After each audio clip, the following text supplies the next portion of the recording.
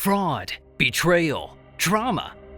Uber's journey began in the backseat of a Parisian taxi and accelerated into a global powerhouse. With a market cap of $144 billion, Uber now zips through over 10,000 cities worldwide, with millions of rides happening every day. But behind this massive success lies a story brimming with innovation, chaos, and a lot more twists. Let's rewind to 2008, a time when app was just a short word for appetizer, and the idea of tapping your phone for a ride was as far-fetched as a flying car.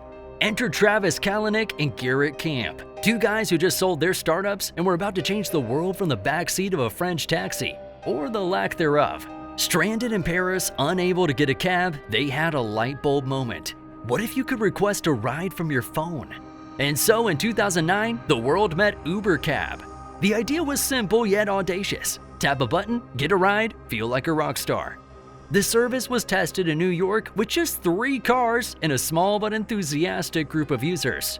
However, the official launch of Uber Cab took place in San Francisco that May. Things got a bit dramatic when regulators began raising eyebrows, prompting Uber to drop the cab from Uber Cab faster than you could say rideshare.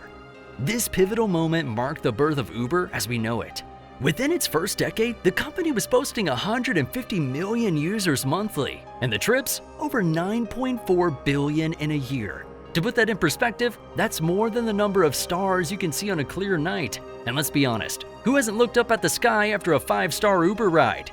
Okay, all of a sudden, everyone was Ubering. It became a verb, and in the English language, that's when you know you've made it. Uber turned rides into tweets, drivers into entrepreneurs, and Travis Kalanick into the poster boy for disruption.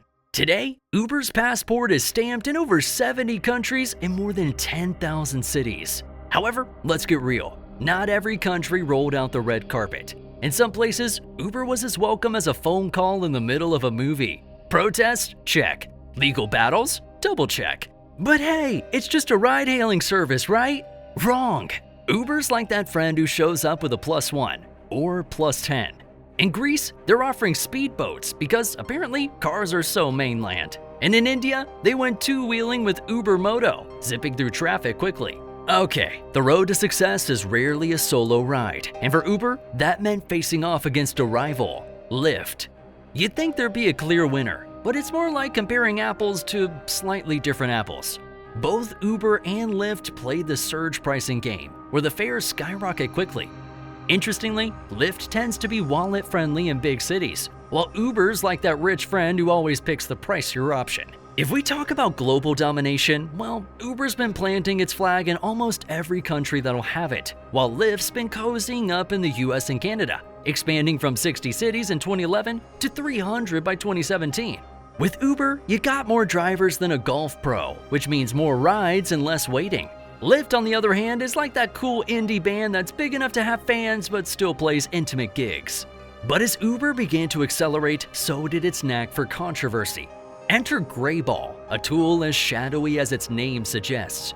Imagine you're a city official and you've heard rumors of this newfangled Uber thing operating without approval. You download the app, ready to catch them red-handed, but all you see are ghost cars. That's right, phantom Ubers that vanish just as you're about to book them. Now, why would Uber need such a tool? Well, when you're expanding as aggressively as a weed in a garden, you don't always wait for the gardener's nod. Uber was rolling out in cities faster than a viral meme, and they weren't always waiting for an engraved invitation. Greyballed was their way of keeping the service running while they negotiated with local authorities. And by negotiated, I mean they basically said, catch us if you can. The tool used everything from credit card info to device identification to figure out who might be a threat to their smooth operations. And if you're flagged as law enforcement, well, you might as well been trying to hail a cab in the Bermuda Triangle. But at last, Greyballed came under the spotlight in 2017 when the New York Times pulled back the curtain on Uber's little magic trick. The reaction was, let's just say, less than thrilled. A mix of betrayal and begrudging respect for the audacity of the illusion. Financially speaking, Greyballed was a bit of a double-edged sword. On one hand, it helped Uber save a pretty penny by avoiding fines and keeping their cars on the road. On the other hand, when the story broke, the company faced investigations, legal headaches, and a whole lot of explaining to do. Alright, so if you thought Greyballed was a bumpy ride, you haven't seen anything yet. Welcome to the dark days of Uber. In 2017, the first controversy came with the Boober gaffe, a tasteless joke by Kalanick that turned him from CEO to punchline almost overnight. In February, Susan Fowler's blog post hit and she exposed a toxic work culture at Uber, rife with sexism and harassment. Uber's response? Well, let's say it was less mea culpa and more damage control. Then, as if on cue, the hashtag Delete Uber campaign explodes on social media. It's January 28, 2017, and the world's grappling with Trump's travel ban. The New York Taxi Workers Alliance calls for a 1-hour strike at JFK to protest. Uber, sensing an opportunity, turned off surge pricing, sparking outrage. Users began deleting the app en masse. There's more. Remember Greyballed? Well, it turns out that Uber wasn't just using it to dodge the cops. They were also tracking celebrities like Beyoncé and personal contacts because apparently privacy was optional. And just when you think it can't get any worse, it does.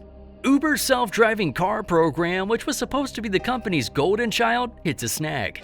And by snag, I mean a lawsuit from Google's Waymo, accusing Uber of stealing trade secrets. Disappointing, Uber. With scandal after scandal piling up, investors grew uneasy. Kalanick's leadership became untenable, and on June 21, 2017, he resigned. Right after this controversy, Dara Khosrowshahi, the former Expedia CEO, was appointed as Kalanick's replacement and tasked with cleaning up Uber's culture.